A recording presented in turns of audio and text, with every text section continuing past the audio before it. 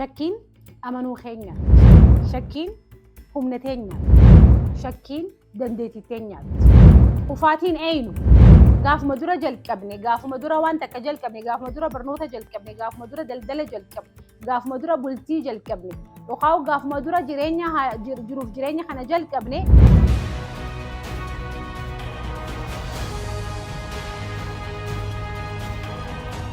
Ashama akkamitti jirtan obboleeyyan kiyya bakka jirtan marattuu nagaa fi guddina fi rahmata rabbiitiin isiniif hawwa.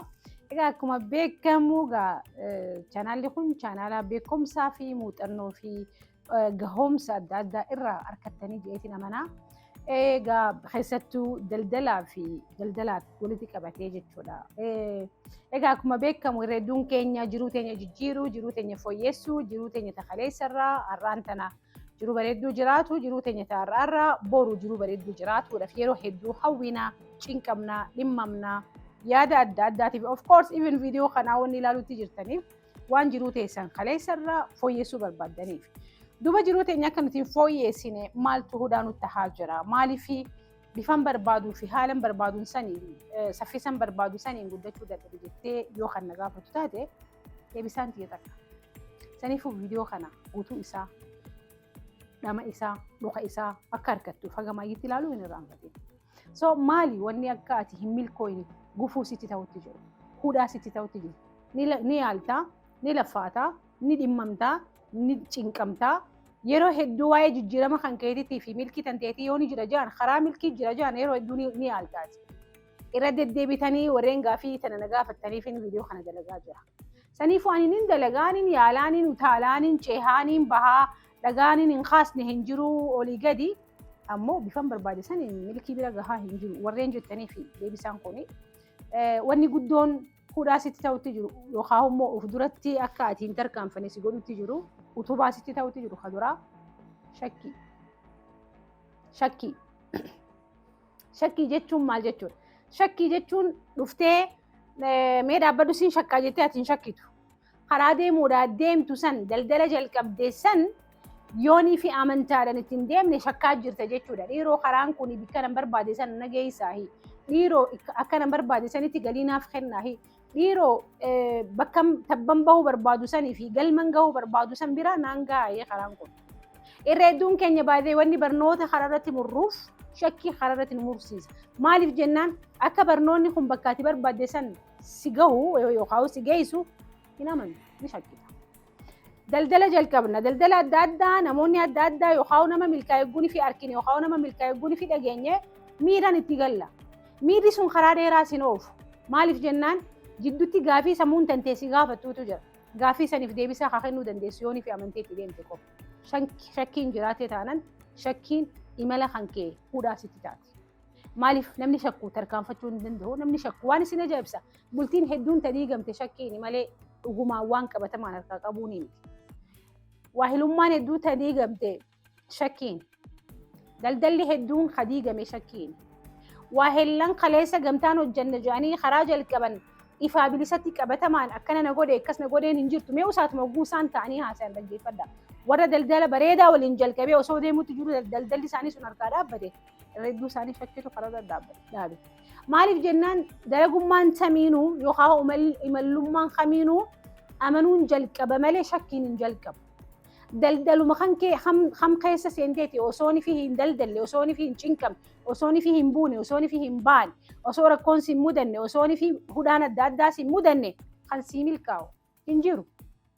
Irra hedduun namaa garuu osooni fi hin daleene waan milkii eenyuu fi shakkiin nu keessa seenti. Ammoo milkiin kan warreen amananii itti fufeeti malee kan warreen shakkanii karaa deemaa jiru miti. Saniifuu deemuu kan kee ilaaluu jirta malee ati hagam takkan amanee deemutti jira. Hagam takka shakkirraa qulqullaa'ee deemutti jira. Hagamiin karaan irra deemuu kana amanee yoonii fi harkaddes harkadde yoonii fi dhabees muuxannoon irraa harkadda jettee yoonii fi itti hin deemne obboleettii tiyya namni shakku bakka takka illee hin gahu. Diigamiinsa malee jaaramiinsi hin jiru shakkii keessa. Saniifuu shakkiin imala kan kee keessa jiraannan milkiin hin jirtu. Shakkii maaltu fide? Shakkii maaltu fide ni beektanii? Shakkii warra tanaan dura kufanirraa dhaggeeffachuu. Warra tanaan dura karaa san deemee hin beekne dhaggeeffachuu. Maaliif jennaan warri karaa san takkaa deemee hin beekne imalli sun maal akka fakkaatu hin beeku maaliif isaanii irraatuu yaada gaafatare. Imala ati deemtu kana siitu deema. Imalli kun keeti obboleettitiyya. Imala isaatii miti, imala isiitii miti, imala isaaniitii miti, imala keenya miti. Imalli sun imala keenyaati. Imala kan deemuudhaaf deemtu san onnee guutuudhaan, qalbii gaariidhaan, amanuudhaan. Maaliif jennaan seera waan ta'eef. Milkiin seerri isiidhaa ka duraa shakkuu osoo hin ta'in amanuudha. Ati ilmoo argachuudhaaf shakkiteetii miti kan jalqabdu.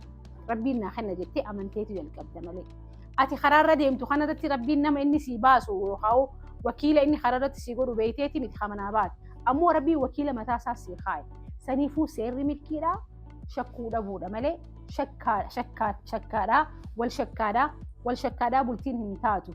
Saniifuu bultiin hedduu wanni diigamteef shakkiin mee of duuba deebi'aa gaafadha. Mee waahilummaa ta'in harkaa diigamte yoo laaltan maal akka diigee dhaabbadhu gaafadhu. Saniifuu imalli milkiidhaa hudhaa kanaan malee hudhaan kun yoo fi jiraatu taate fiidullee laffaatullee ganama kaatullee galgala halkan keessa ganamni rafeen ciistullee kuni milkii tantee mirkaneessu. Milkii kan mirkaneessu shakkiidha. Shakkiin amanuu keenyaatti. Shakkiin humna teenyaatti. Shakkiin dandeettii teenyaatti. Shakkiin maayirrattis nyaatteeti imala deemtu sanirraa si dhaabdi. Hayyee hundeeffamni shakkii kun yookaan immoo burqaan shakkiidhaa eessaa dhufu? Ka duraati warreen abjuu tantee sirraa dhaabbatanii harara dhaabbatanii abjuu tantee lilmeedhaan diran. Warreen hin dandeessu hin gootu karaa kana deemeetiin beekaa wanni kanaatu hin daleedu warreen siin jaan. Akkuma siin jee obboleettiitii obboleessa kee imalli milkiidhaa kaati deemutti jiru kun si laallatu malee isaan hin laallatu. Imalli milkiidhaa kun siitutti milkaawa malee isii miti katti milkooytu. Saniifuu yaada namoota adda addaa keessattuu warreen abjuu namaa hatan. Warreen ifiif godhuu waan dadhaban san akka namni biraa hin gooneef hawwii guddoo qabanii dream stealer warra jaamuutu jira. Warra hundaa'ee cimina qabu. Warra si harka abjuu tantee san akka ati galmaan hin geenye waan kanaaf aaranii hin beeku, waan kanaaf sitti waan nyaanis hin beeku, ammoo warroota akkasiitu jira. Warroonni akkasii sun baay'ee fagina irraan eegin suma bira naannumatti jirtu jira. Warreen akkasirraa yoo if eeyde malee shakkii warri keessa osoo ati hin beekin shakkii si keessatti dhangalaasan. Ati yeroo san keessatti hiriyoottan kan keetii, waahillan kan keetii waliin teessaa, waliin ooltaa, waliin deemtaa, waahillummuma isaaniitu sitti mul'ata malee akka isaan jiruu tantee taati jalqabde san yookaan imala kan kee kan milkiidhaa kaati jalqabde san irratti waanyoo qabanis hin beektu. Ammoo yeroo san keessatti illee si dhaabuu baatu guyyaa tokko edaa wanni isaan gaafa sannaan jedhan sun sirriidha. Edaa uummanni suni dhugaa isaaniiti gunfi dadhabde. Maaliif karaa milkiidhaa dhuguma bo'ii hedduu qaba jechuun bareedaa miti. Gaafa immoo dadhabbiin akkasitti dhagahamte yaada isaan kaleessa sitti sii kennan santu si keessaa ol bahee akka ati daranuu karaa kan keessan shakkitee shakkii qofa osoo hin tahin akka ati karaa kan keessan dhaabdu warreen si godhan. San qofaa miti. Ammas karaan biroo maddi biroo kana ati akka ati imala kan kee tana shakkitu si godhu maali jettee yoo kan na gaafatu taate jiruu teenya irratti hogguu ni fideemnu kufaatiin eenyu gaafuma dura jalqabne gaafuma dura waan takka jalqabne gaafuma dura barnoota jalqabne gaafuma dura daldala jalqabne gaafuma dura bultii jalqabne yookaan gaafuma dura jiruuf jireenya kana jalqabne hogguma takkatti akka bakka barbaanne san geenyu barbaanna nuti malee imala milkiidhaa kana hin tilmaammannu. Namni tokko walii galuudhaaf abbaa warraatii fi haadha warraa ta'uudhaaf yookaan barnoota sanii wal simachuudhaaf yoo immoo biyya deeme sanii wal simachuudhaaf qilleensa biyyaa sanii wal simachuudhaaf daldala haaraa jalqabde kana wal simachuudhaaf adeemsa haaraa jiruu tantee keessatti jalqabde kana wal simachuudhaaf maaltu si barbaachisaa hin beektu. So hogguunii fi osoo ati deemtu ati nin milkaawaa nin jijjiiramaa nin guddada jettee hawwiidhaan jalqabde kana dhufanii mataarraa gasidaan karaadha. Seera karaa saniiti. Seera karaa milkiiti. Seerri karaa milkiidhaa hudhaa qaba. Seerri karaa milkiidhaa kufaatii qaba. Seerri karaa milkiidhaa oloo qaba. Seerri karaa milkiidhaa gadoo qaba. Seerri karaa milkiidhaa karaa ati hin eeyne si geessa. Seera sana ati sammuu dandeettitti waan mataa kan keessatti yaaddee hin bahiniif seerri sun hogguuniif si mudate ni rifatta. Akka ati shakkitu si godha. Dhiiroo hin gahu. Dhiiroo hin dhihaanne. Dhiiroo karaan kun naan mallee. Dhiiroo aniin tuni waan kanaaf hin uumamne. Dhiiroo waan jettee sammuu tantee keessatti irra deddeebi'ee si gaafatuutu shakkii akkaati qabaatu akkaati shakkiin tantees keessatti guddachaadhaa deemtu kasi godhu sani jechuudha. Kabiraa beekumsa dhabuudha. Akkuma isin jee karaan milkiidhaa maal fakkaataa namni nuti himaa nu guddises hin jiru. Jabaadhu dalagis namni siin jees yookaan namni immoo hamilee sii kennee gamaa gamana jabaadhu if dura tarkaanfadhu karaan milkiidhaa gabaabaan qabu namni nuun jee hin jiru. Saniifuu maal ayna nuti akkuma yeroo manaa baane osoonii fi beekumsa tokkollee namni akkamitti osoonii fi xiqqashoollee hin qoranne osoo xiqqollee karaan milkiidhaa kun maal fakkaatan jenne daldala jalqaba. Yoo ammoo akkamitti namni tokko seetuma karaan bultiidhaa kun maal fakkaata osoo hin jenne akkamii bultii jalqaba hin barannu. Warreen nu dura deemanis hin gaafannu, warreen milkaanis hin gaafannu, warreen kufanis hin gaafannu. Simpli osuma waan akka qorannoo sin geggeessine osoonii fi waan akka waa'ee sanii kaanii imaajin nama bultii waliin dhaabuudhaa deemtu. Nama waliin amata 50, 60, 70 yoo rabbiin umrii isinii kenne waliin jiraachuudhaa deemtu. Akkamitti nama kanaan waliin gala jettee qorannoota kan geggeessitu. Namni kun maal jaalataa fi maal fedhaa qorannoota kan geggeessitu. Miiraan itti fiidee itti galta. Miiraan seennee miti. Miirri suni amanamummaa nuun kennu. Miiraan galle malee beekumsaan hin galle shakkuu jalqabuun dhiiroo namni kun nama biraa dubbisutti jira. Dhiiroo nama biraati wajjin wal beeyti. Dhiiroo namaatu natti gorsutti jira. Waan sana fakkaata. Yeroo takka bugguunii fi waa hellan yookaan warri waliin bultii ijaaree wal lolan waan isaan irra wal lolan sun reedduun isiidhaa shakkuma malee waan akka jidduu isaanii homaan jiru. Isiinis waan qabatamaa hin qabdu hin qabdu innis waan qabatamaa hin qabu hin qabu. Saniif obboleeyyan kiyyaa shakkiin imala kan kee milkii kana sitti guddaa godha. Akka gaara sitti ta'u godha. Sitti ulfaata. Baadhachuu hin dandeessu. San booda maal jetta? Aboo iddan anas taa'ee cinqamurra yoon ifin dhiisee hoo. Yoon ifin abdii muradde.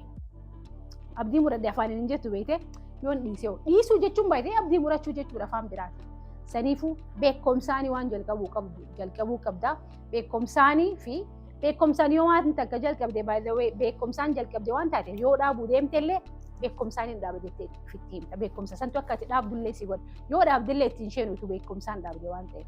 Waan shakkiidhaan dhaabde immoo adeemsa keessa akka dubbiin sun hin jirre gaafarra geesse ni gaddita. Gaafarra geesse silaa dachiin tun gargar cittee si liqimsitee hawwita. Saniif obboleettii kiyya obboleessa kiyya imalli milkiidhaa shakkiidhaan malee yoo deemte gabaabaadha. Yoo shakkaa deemte immoo sitti dheerata. Lubbuun sitti guraaramti. Saniifuu imalli milkiidhaa imala keeti. Jiruun tante itti gaafatamummaa ta'e. Namni biraa akka shakkeessa keessatti uumanii godhin jiraadhu horii bulii deebi'a.